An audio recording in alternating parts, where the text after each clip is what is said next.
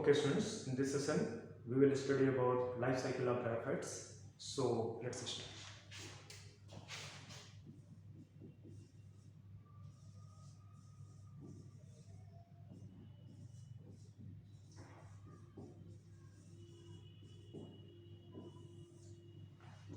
Bryophytes की life cycle की बात करें तो उनका लाइफ साइकिल हैप्लोडिप्लॉन्टिक टाइप का होता है। इनका जो लाइफ साइकिल है वो कैसा है? हैप्लोडिप्लॉन्टिक।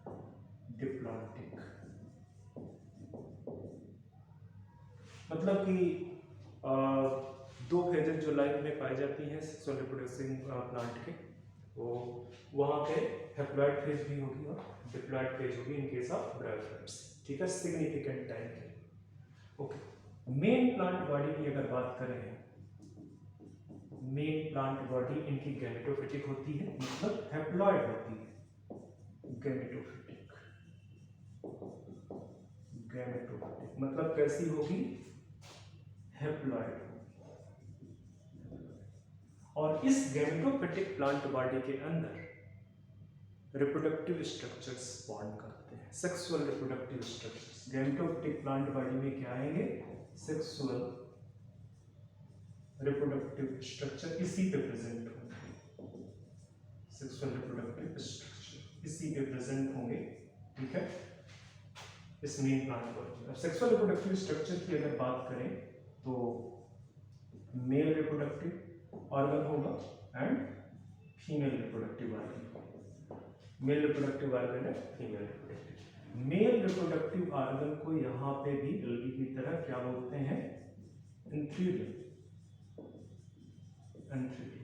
और जो फीमेल रिप्रोडक्टिव ऑर्गन है, यहाँ पे फर्स्ट टाइम आर्चिगोनिया का डेवलपमेंट हुआ है। तो बेसिकली फीमेल रिप्रोडक्टिव ऑर्गन को हम आर्चिगोनिया बोलते हैं और ब्रायोफाइट्स फर्स्ट आर्चिगोनियन प्लांट। तो ब्रायोफाइट्स के बारे में एक चीज हम ये भी बोल सकते हैं कि दे आर फर्स्ट आर्चिगोनियन प्लांट। ऐसे प्लांट जहां पे फर्स्ट टाइम आर्चिगोनिया इवॉल्व हुई है, सबसे पहले ओरिजिन हुई है। ठीक है, तो आर्चिगोनिया फीमेल रिप्रोडक्टिव स्ट्रक्चर है और मेल रिप्रोडक्टिव स्ट्रक्चर आपका एंथ्रीडियम है। आर्चिगोनिया का जो शेप है वो फ्लास्क शेप आपको दिखेगा, फ्लास्क शेप होगा। इस तरह से आपको कुछ स्ट्रक्चर दिखेगा, इस तरह से फ्लास्क शेप का आपको स्ट्रक्चर दिखेगा और यहाँ पे उसका फीमेल गैमेट बैठा। थोड़ा सा एंथ्रीडियम के बारे में देखते हैं कि ये मेल रिप्रोडक्टिव ऑर्गन है एंथ्रीडियम। ठीक है, और एंथ्रीडियम बेसिकली प्रोड्यूस करता है मेल गैमेट, जैसे आर्चिगोनिया भी जो है प्रोड्यूस करता है फीमेल गैमेट। ठीक है, तो एंथ्रीडियम आपका जो है क्या कहते हैं, हैप्लॉइड स्ट्रक्चर है। ये पूरा का पूरा गैमेटोफाइट पूरा हैप्लॉइड स्ट्रक्चर है। तो एंथ्रीडियम भी जाहिर सी बात है हैप्लॉइड स्ट्रक्चर हो।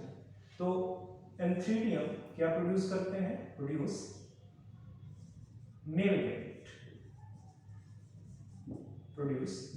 और कौन से डिवीजन से होंगे? जाहिर सी बात है ये भी हैप्लॉइड है, ये भी हैप्लॉइड है, तो डिवीजन, सेल डिवीजन कौन सा होगा? माइटोसिस होगा। ध्यान देने की बात है कि चूंकि गैमेटोफिटिक प्लांट बॉडी है तो जो गैमीट्स आएंगे वो माइटोसिस से प्रोड्यूस होंगे। इस मेल गैमीट को हम क्या बोलते हैं? ये male gamete known as antherozoid. इसको बोलते हैं हम एंथीरोजॉइड। एंथीरोजॉइड को थोड़ा सा अगर हम शेप, उसकी मोटिलिटी के बारे में बात करें तो एंथीरोजॉइड आपका इधर लिख लेते हैं। एंथीरोजॉइड आपका कैसा होगा? ये कॉमा शेप है। इसका शेप कैसा है? Comma shape. मतलब अगर मैं यहाँ पे बना दूं तो इस तरह से कॉमा शेप। बाइफ्लैजिलेटेड। जाहिर सी बात है कि अगर फ्लैजिला प्रेजेंट है तो इसका मतलब मोटाइल होगा। ठीक है, तो ये एक मोटाइल स्ट्रक्चर है। ये क्या स्ट्रक्चर है, कौन सा स्ट्रक्चर है, मोटाइल स्ट्रक्चर है। ओके ठीक है, तो ये चीज हो गई एंथेरोजोइड के बारे में। आर्चिगोनिया का जो फीमेल गैमेट प्रोड्यूस करेगी उसको हम क्या बोलेंगे, एग्स। ये क्या है, ये है फीमेल गैमेट, ये फीमेल गैमेट। तो आर्चिगोनिया के अंदर एग सेल डेवलप होता है, ठीक है, जो कि फीमेल गैमेट है, ठीक है। और एग सेल का जो साइज है वो लार्जर होता है इन कंपेयर टू द एंथेरोजोइड्स, ठीक है। एंड दूसरा ये नॉन मोटाइल है। एक तो साइज इसका कैसा है, ये थोड़ा लार्जर है, एंड ये नॉन मोटाइल, लार्जर है, नॉन मोटाइल। तो ये कुछ रिप्रोडक्टिव स्ट्रक्चर के रिस्पेक्ट में बात कर ली हमने, क्योंकि लाइफ साइकिल में सेक्सुअल रिप्रोडक्शन की जब बात करेंगे तो इनकी कहानी आएगी आपको, ठीक है। तो अब चलते हैं जो उनका लाइफ साइकिल है पूरा उसको डिस्कस करते हैं, ठीक है। लाइफ साइकिल को डिस्कस करते हैं।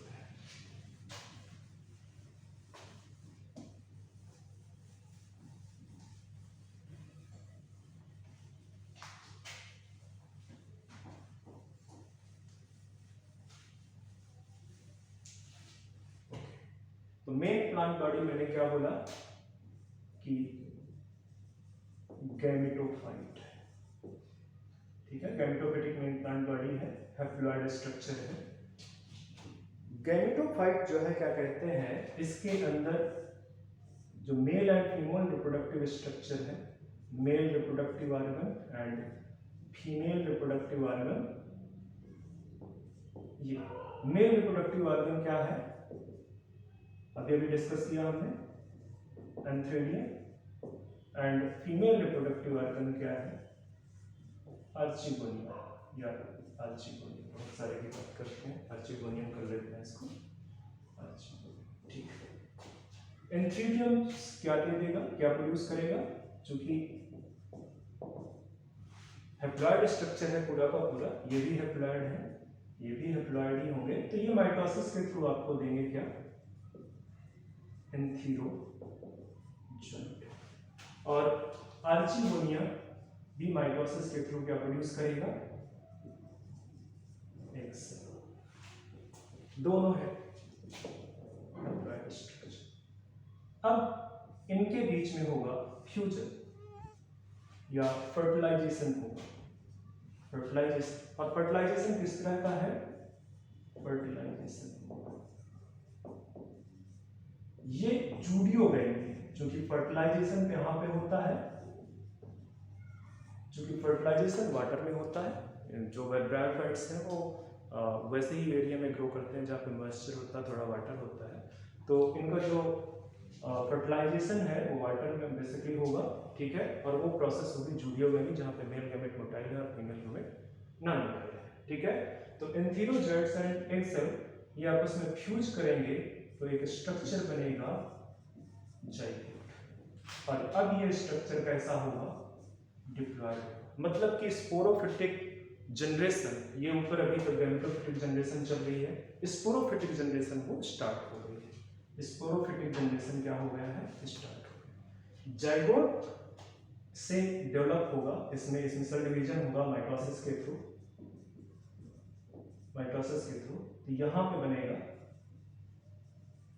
एम्ब्रायो, और embryo will give rise sporophyte. Bryophyte का जो स्पोरोफाइट है उसको हम बोलते हैं स्पोरोगोनियम, इसका एक और नाम है स्पोरोगोनियम। एंड स्पोरोगोनियम जो स्पोरोफाइट है ये मल्टीसेलुलर स्ट्रक्चर है, and this is the unique character of bryophytes. ये ब्रायोफाइट का क्या है, this is the unique character. Unique character क्यों है, अगर मैं यहाँ पे बोल दूं कि ये यूनिक है, यूनिक है ब्रायोफाइट्स। कैसे यूनिक है, actually this sporophytic plant body है, जो स्पोरोफाइट है, डिपेंड्स ऑन गैमेटोफाइट, ठीक है। या तो पार्शियली डिपेंड करेगा या कंप्लीटली डिपेंड करेगा। मॉस जो थोड़े से हायर ब्रायोफाइट्स हैं वहां पे पार्शियली डिपेंड करता है, और जो लीवर बर्ड्स वगैरह, हार्न बर्ड्स वगैरह हैं, जो लोअर ब्रायोफाइट्स हैं, वहाँ पे ये कंप्लीटली डिपेंड करता है। तो ये बेसिकली एक पैरासिटिक की तरह रहेगा गैमेटोफिटिक जनरेशन के ऊपर, गैमेटोफिटिक प्लांट बॉडी के ऊपर, इधर पार्शियली और कंप्लीटली। ठीक है, तो ये यूनिक है, क्यों? क्योंकि पैरासिटिक है, पैरासिटिक ऑन गैमेटोफाइट। अब ये चीज मैंने आपको पहले बता दी, दिखा नहीं रहा इसको मैं, कि पार्शियली होगा किसमें, मास के केस में, हायर ब्रायोफाइट्स के केस में, एंड जो कंप्लीट डिपेंडेंसी है, कंप्लीट पैरासिटिक मोड है इसका, वो रहेगा liverworts and hornworts के केस में। मल्टीसेलुलर स्ट्रक्चर है, एम्ब्रायो डेवलप करके मल्टीसेलुलर स्ट्रक्चर बनाएगा क्या? स्पोरोफाइट, स्पोरोफाइट बनाएगा। ठीक है, स्पोरोफाइट के बारे में अगर मैं थोड़ी सी और बात करूं, स्पोरोफाइट के बारे में अगर मैं थोड़ी सी और बात करूं, तो मैं ये बोलूंगा कि sporophyte can be divided in 3 parts. Depend करता है, कई सारे में सिर्फ एक ही स्ट्रक्चर प्रेजेंट होता है, कई में 2 प्रेजेंट होते हैं, और कई में 3 स्ट्रक्चर्स प्रेजेंट होते हैं। तो स्पोरोफिटिक जो स्पोरोफाइट है, यहाँ पे आपको फुट, सीटा एंड कैप्सूल, ये 3 स्ट्रक्चर्स आपको, इसमें 3 स्ट्रक्चर्स में भी प्रेजेंट, ये जो है ये 3 स्ट्रक्चर आपको में है, फुट, सीटा and capsule. And capsule is the spore bearing structure. तो ब्रायोफाइट्स के अंदर कैप्सूल हर पे होगा, मैट के चांसेस कि फुट प्रेजेंट हो या ना हो, या सीटा प्रेजेंट हो ना हो, कैप्सूल हर हाल पे होगा। और कई सारे ब्रायोफाइट्स, हायर ब्रायोफाइट्स में फुट, सीटा एंड कैप्सूल आपको, मॉसेस में देखिए, मॉसेस में फुट, सीटा एंड कैप्सूल आपको सारे। ठीक है, तो ये स्पोर बेयरिंग स्ट्रक्चर है, ये स्पोर बेयरिंग स्ट्रक्चर है आपका। ओके, स्पोरोफाइट से आगे चले तो स्पोरोफाइट के अंदर, स्पोरोफाइट के अंदर स्पोर मदर सेल बनेगी कैप्सूल वाले रीजन में, जो कैप्सूल है यहाँ पे स्पोर मदर सेल बनेगी।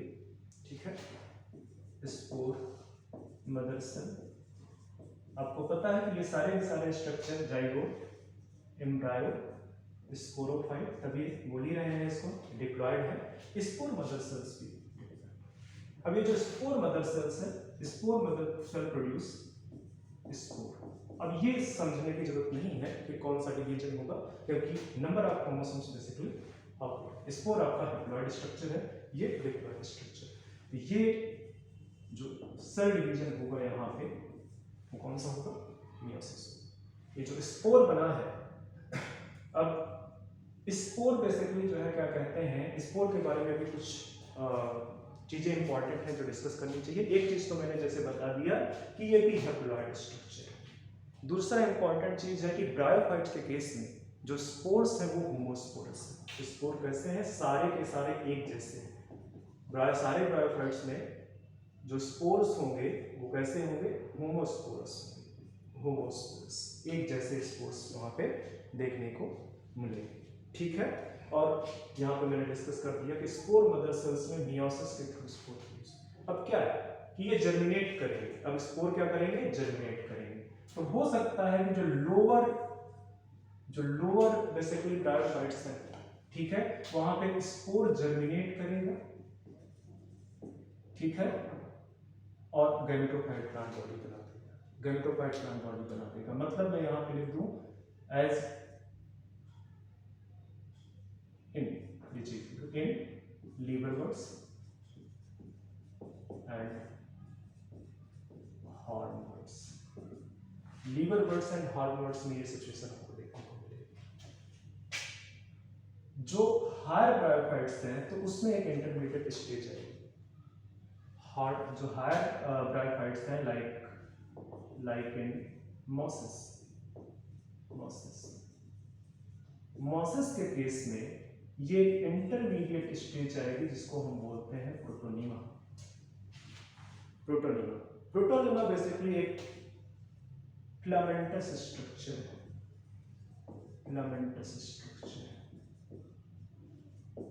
और इसमें असेक्सुअल रिप्रोडक्शन भी हो जाता है बाई फ्रेगमेंटेशन। जो प्रोटीनिमा है वो असेक्सुअल रिप्रोडक्शन भी करता है, ठीक है। बट यहाँ पे जो हम बात कर रहे हैं, सेक्सुअल रिप्रोडक्शन की बात कर रहे हैं, तो यहाँ पे डेवलप होगा बट डेवलप होगा, ठीक है। And but will give rise to gametophyte. हालांकि ये जो प्रोटीनोमस है, ये बट का डेवलप है एट वेजिटेटिव रिप्रोडक्शन। एक्चुअली ये प्रोटीनेमा एक इंटरमीडिएट स्टेज है जिसमें बडिंग होगी और वो गैमेटोफाइट देते हैं। तो ये बेसिकली पूरा लाइफ साइकिल है किसका, गैमेटोफाइट का ये पूरा लाइफ साइकिल है। अब इसमें देखा जाए तो जो आपका स्पोरोफिटिक जनरेशन है वो कितने टाइम के लिए, इस टाइम के लिए ये स्पोरोफिटिक जनरेशन है, मतलब कि इस समय ये डिप्लॉयड स्टेज पे रहता है।